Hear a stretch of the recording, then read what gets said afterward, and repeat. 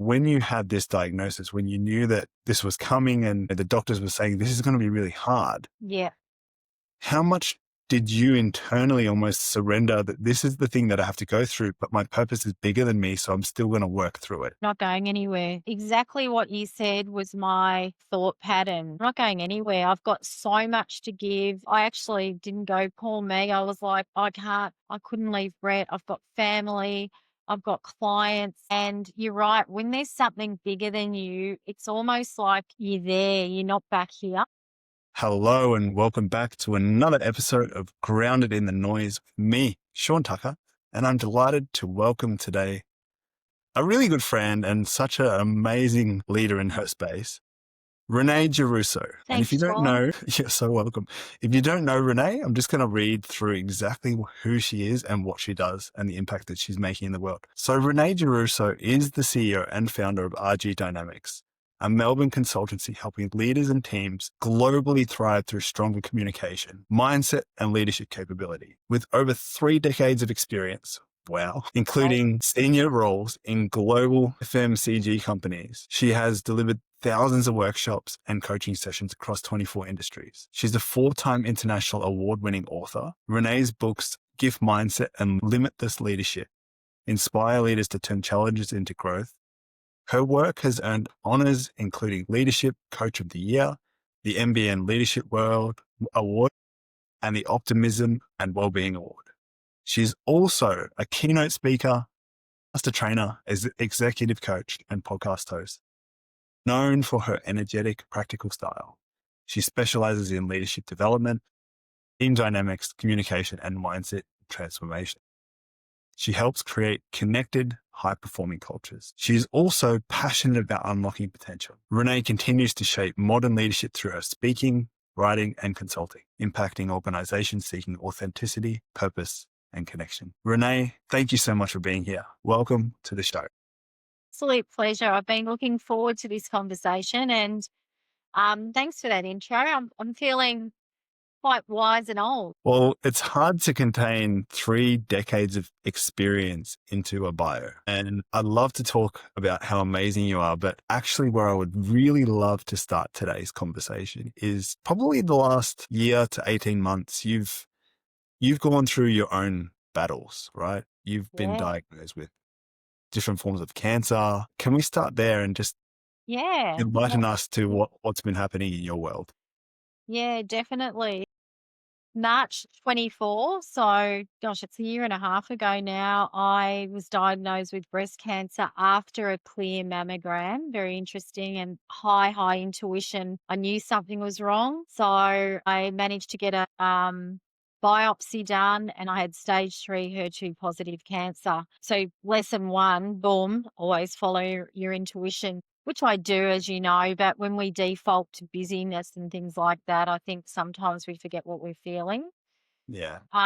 It's been a big, 15 months. So, 60 plus treatments, surgery, chemo, radiation, everything.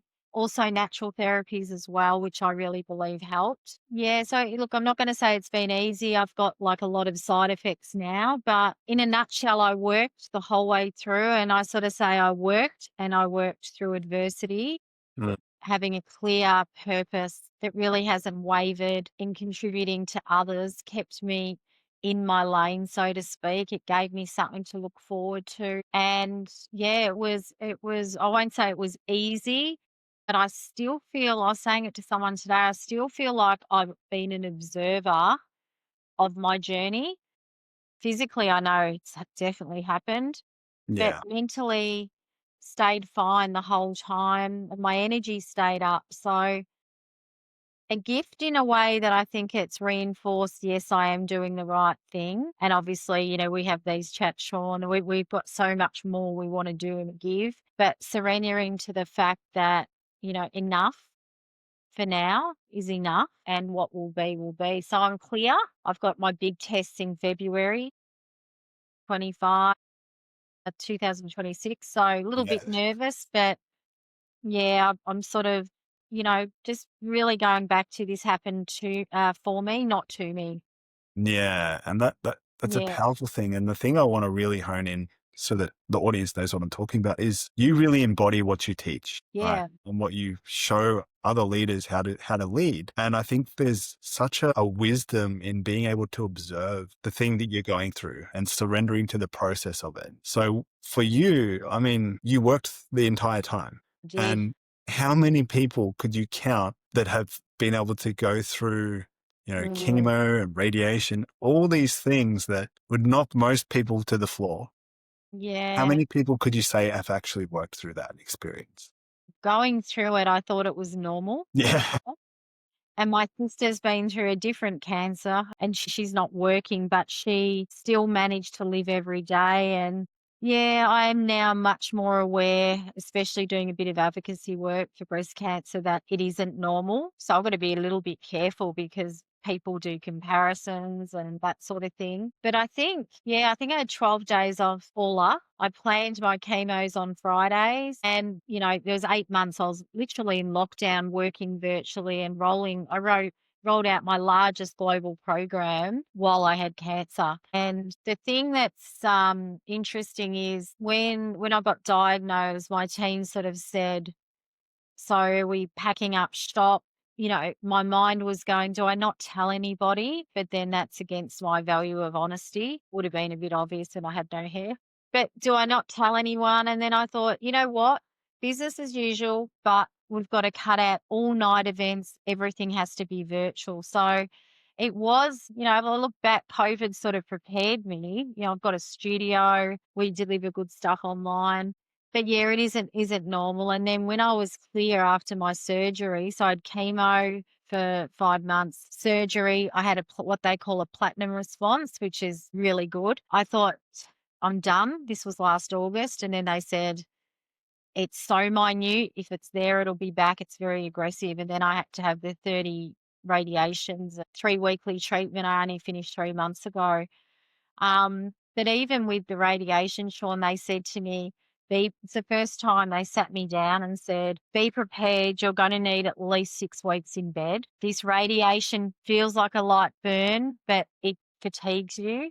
Didn't happen. And I'm going to be really honest. I get more tired at night than I used to. Yeah. And if I'm in a big event with a lot of people, you know me, I thrive on other people giving and getting energy.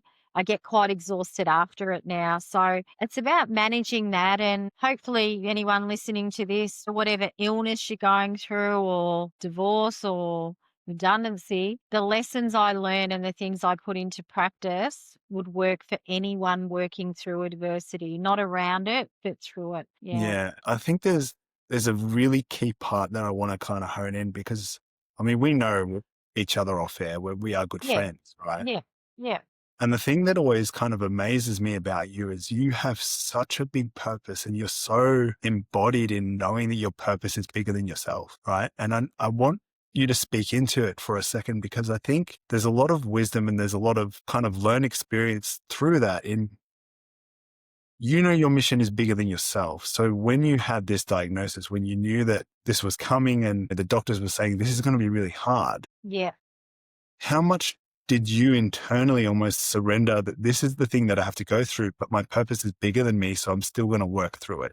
Not going anywhere. That exactly what you said was my thought pattern. Yeah, I'm like, I'm not going anywhere. I've got so much to give. And, I didn't think of myself. I actually didn't go, poor me. I was like, I couldn't leave Brett. I've got family.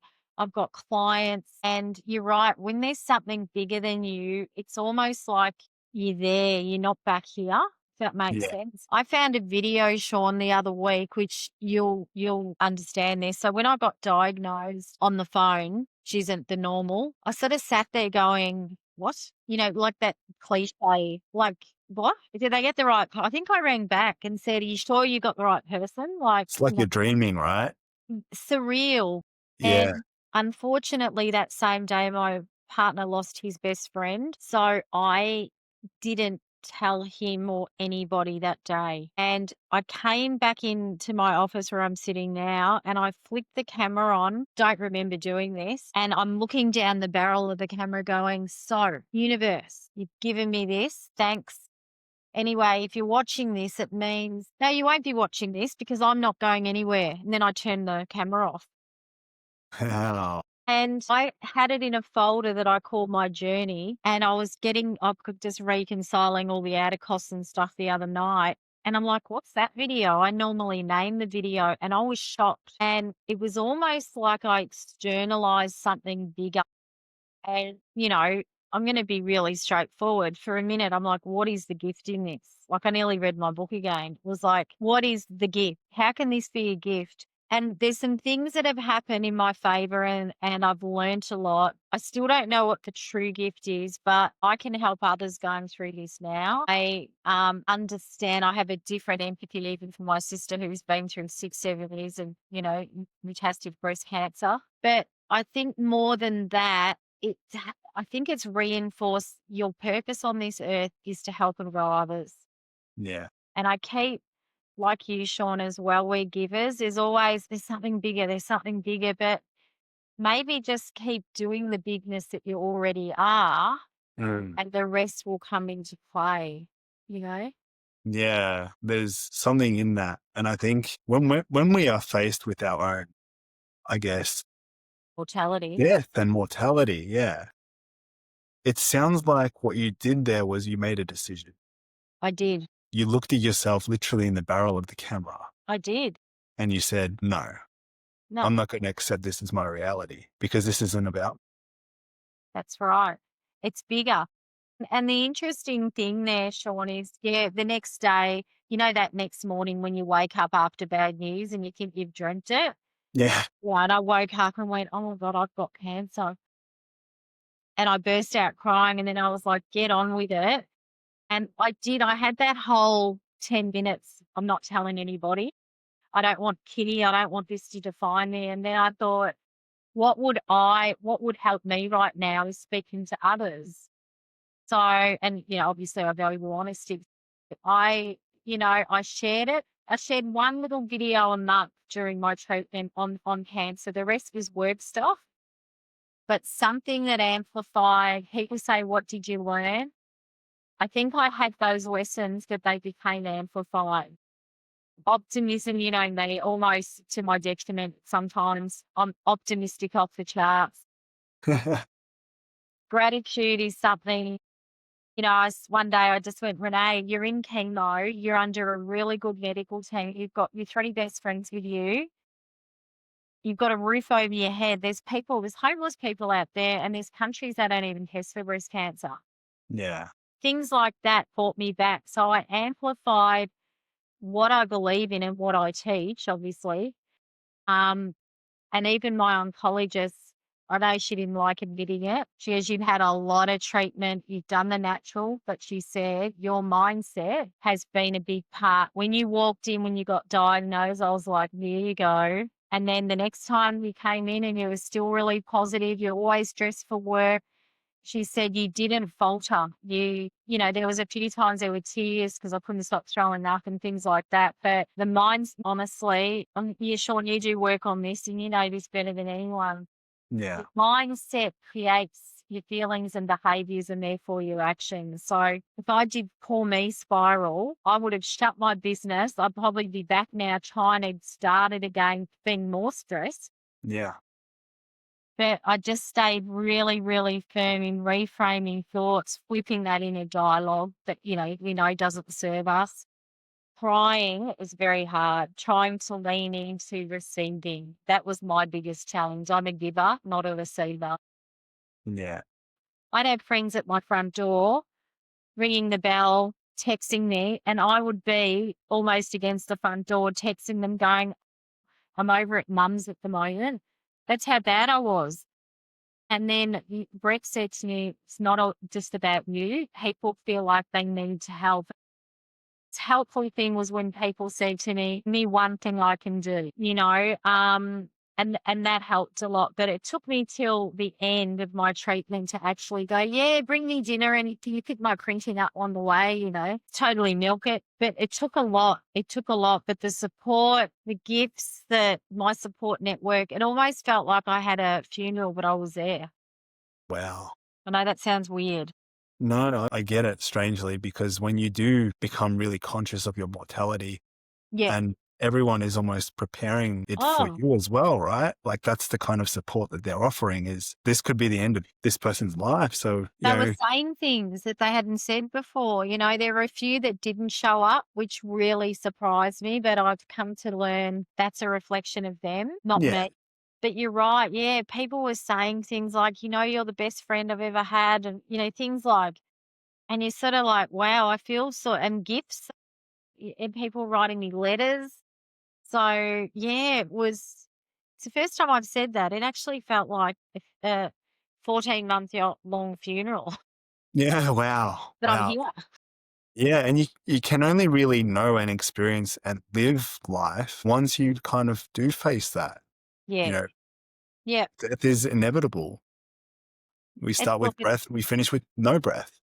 yeah, it's gonna happen, and I'm not silly. There's a high chance this will come back and, you know, but I'm not that person that when I get an ache, I don't go, "Oh no, it could be there." Because if I go down that path, I am 53, so you get aches. But yeah, but it did teach me that wondering, and the word that just came up was live a bit more softly. Yeah, So 20 years, Sean, in my business, if I had to go to the hairdressers and they'd say, "We can't fit you in. You'll need to come in midday Thursday." I'd be like, "No, no, I'm at work." This corporate mentality.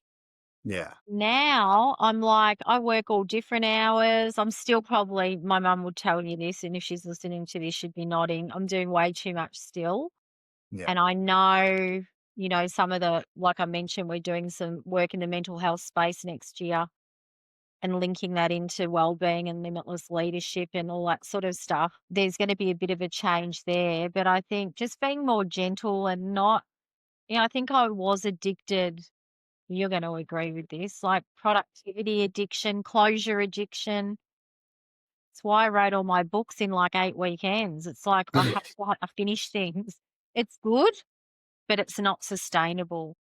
Yeah, and that's the other thing I think is really, like, key in this whole journey that you've been on, Yeah. is that your body was still going through the motions, right? It was still you still had to Yeah. feel the pain, you still had to feel the moments where it was unbearable and you literally Yeah. couldn't make Yeah. it to the point Yeah. you needed to get to, right? It wasn't just like sunshine and rainbows, like, I'm having cancer and it's not like I have No. symptoms. It's definitely not. And I had a few people go, all your videos are so positive. You seem so good." But I have a bit of a thing around alignment. Whenever I post something, is it aligned and is it adding value? So even on the worst day I had, I think I put up, "Now I know what good feels like." And if you don't know how you're feeling about anything, are you a 1 or a 5 out of 5? If you ain't a 5 out of 5, what was happening when you were a 5 out of 5? So I've always been one to, and I think that's why I got a lot of respect from peers and that, just saying, "I followed you. I didn't comment a lot, but it was just good knowing you were okay." And that's why I did it, to check in instead of ringing everybody. Just going, Yeah. "I'm here. I'm okay." Yeah, because you make so much impact on so many people who are, maybe even just following you on social media. Yeah. Because you do give out so much, like free resources and, Yeah. organizations at different levels. So Yeah. imagine over the last 30 years how many people's lives you've impacted. Not only that, but to mention like your books are now in places like Vietnam and Yeah. India, Yeah. ripple effects of positivity. It is, and I think sometimes you don't stop and reflect on that. We did a pink ribbon breakfast that we'll do every year, and I hosted a panel this time. So last year I was in the middle of chemo talking. This year, I was hosting a panel with a fertility expert and a mindset coach. And I had 3 people, it was about 90 people there, clients, friends, etcetera, but 3 girls came up to me, 3 ladies, and said, "You don't know me," and I don't forget a face, and I'm like, "I don't know you," and they said, "We've followed your journey," and all 3 of them have just been diagnosed. Wow. And they did the question a lot do, which is, "What should I do? What treatment?" And, yeah, I'm like, "I can't answer that, but focus on what you do have, not what's missing." That's my biggest tip, you know? Yeah, So and I'm like, connect to your intuition, right? yeah, Because you really have to have trust in oh, this that you have around you, but you that do. inner world, if you don't have trust in your intuition and you don't follow it, it's almost impossible to get That's to the right. point where you can surrender to the higher purpose.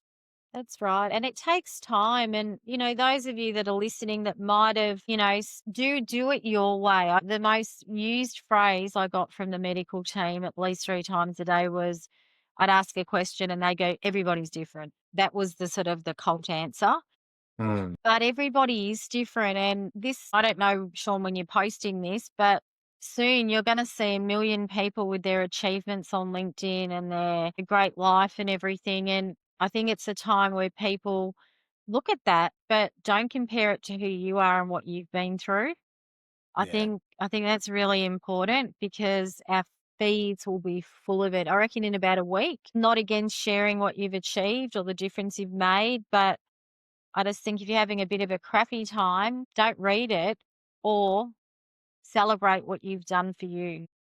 Yeah. Yeah. I agree. I think that that piece right there is looking back and reflecting within yourself. Yeah. What have you done? Like, what changes have you made for yourself? What have Yeah. you had to face that you've gone through? Because I think a lot of leaders in this space do struggle to reflect and really own what they have done. Yeah, that's right. Because there's humility and then there's like almost like self pity and trying to validate that Yeah. through the work that you do and creating that positive shifts. Yeah. So and I just agree and I think it's all the gift mindset concept. Share your challenges and your lessons and share your positives in your lessons. But everyone has something going on. And this with your work, Sean, people that look all shiny and perfect. No one's perfect. Everyone has something going on.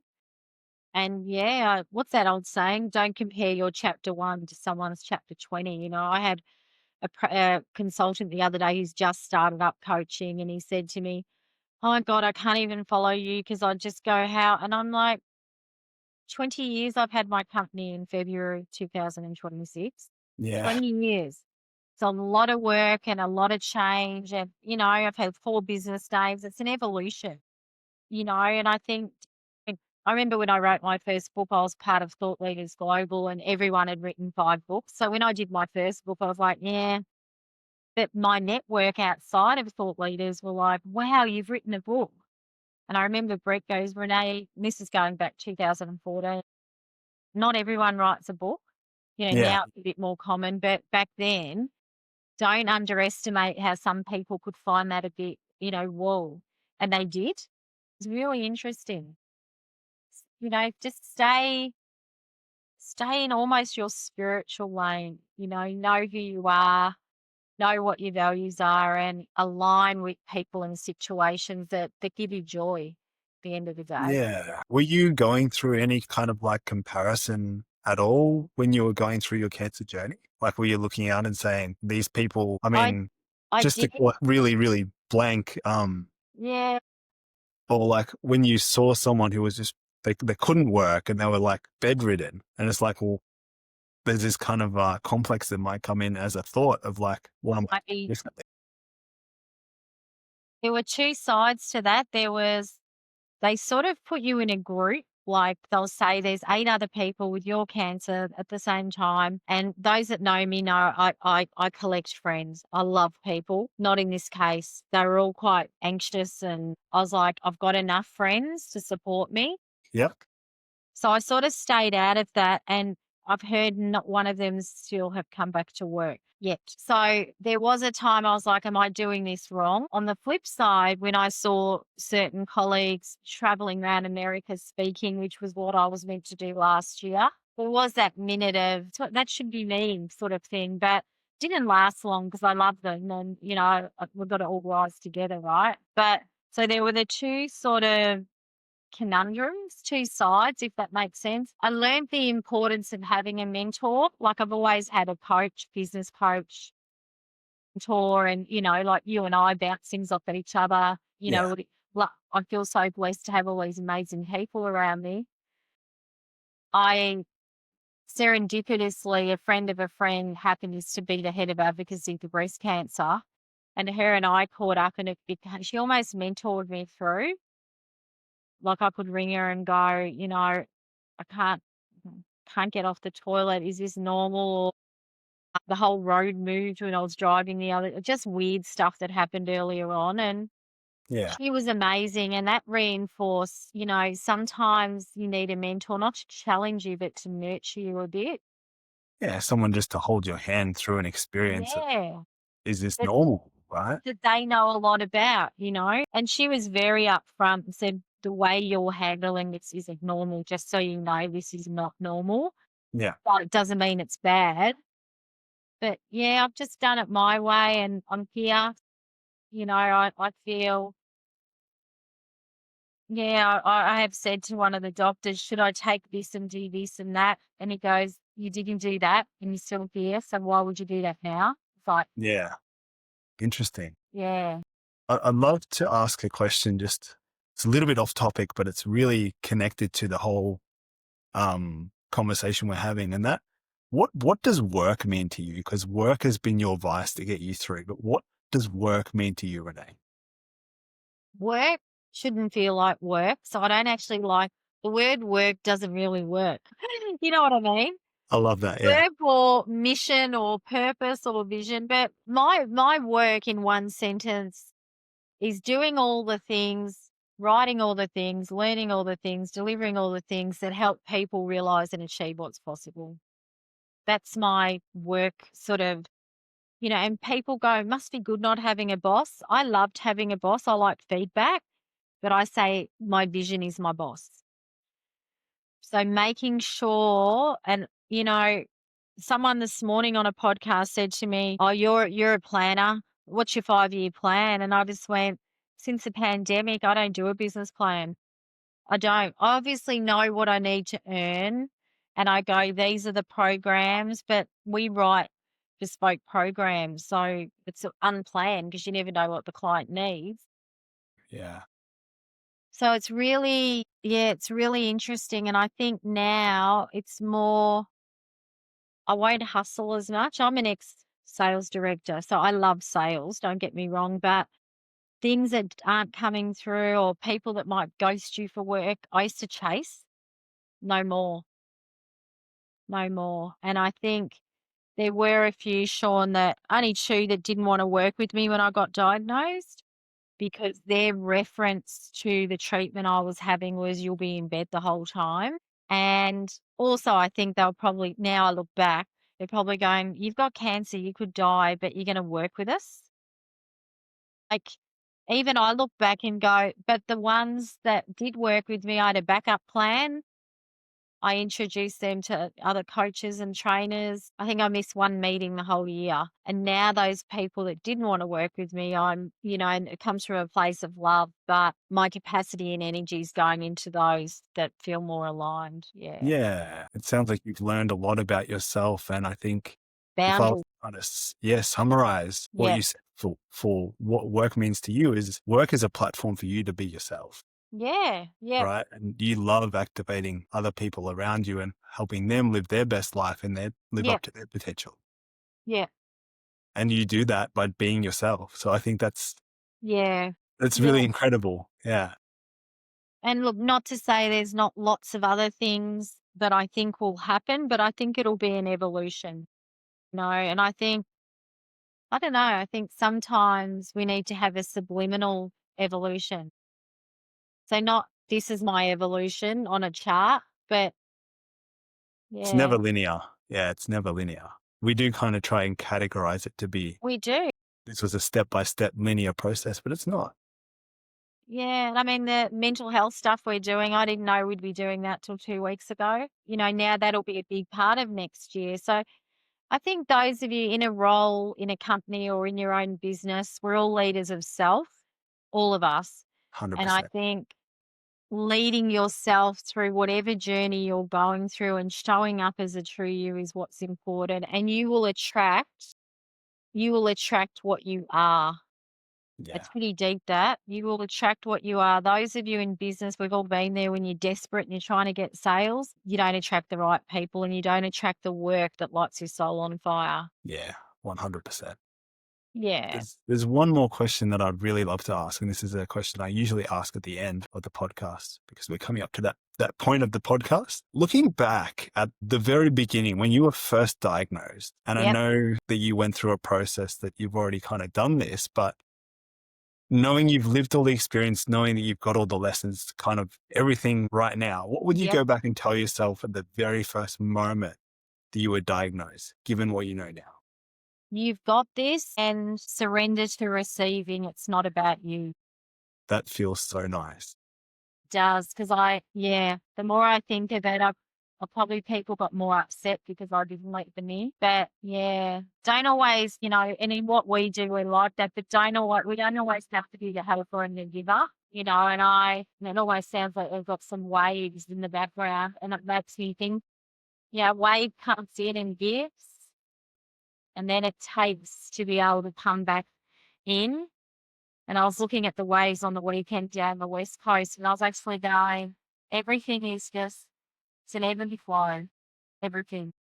That is very wise wisdom. Thank you, Renee. Lastly, before we finish up, I'd love for you to say how people can connect with you, how they can find you on social media, and any kind of like programs or offers that you got going on that you think people will really resonate and connect you with on. Feel free to share. So reneegiarrusso.com is our website, and that takes you through all our leadership team and one-on-one programs. So as Sean mentioned, we do a lot around helping leaders lead and not manage, and business owners as well. Emotional intelligence, mindset, and energy, and lots on communication. So yeah, we can tailor bespoke workshops that can be 2 hours to a year. And obviously, I speak on all of these things as well. LinkedIn's a good place to drop in. And also to let you know, we've started the Limitless Leaders community on the school platform, SKOOL. And we're putting a lot on LinkedIn about this. It's free to join. Got a few members now, and we run free lives that only the members get, different webinars, but the whole premise is people kept saying to me, Renee, I want to network and learn outside of my industry. So we've got at the moment, I think 18 different industries in there. So feel free to jump on and join and introduce yourself. Yeah, but they'd be the main two. Yeah, I'll make sure that I link them in the show notes. And yeah, absolutely go ahead and join Renee's school community because I'm sure there's going to be so much you're going to get from that. Renee, thank you so much for being here today. It's been an awesome conversation and Pleasure. yeah, can't wait to see you guys in the next episode. For now, take care and have a beautiful rest of your week. Thanks for having me. See ya.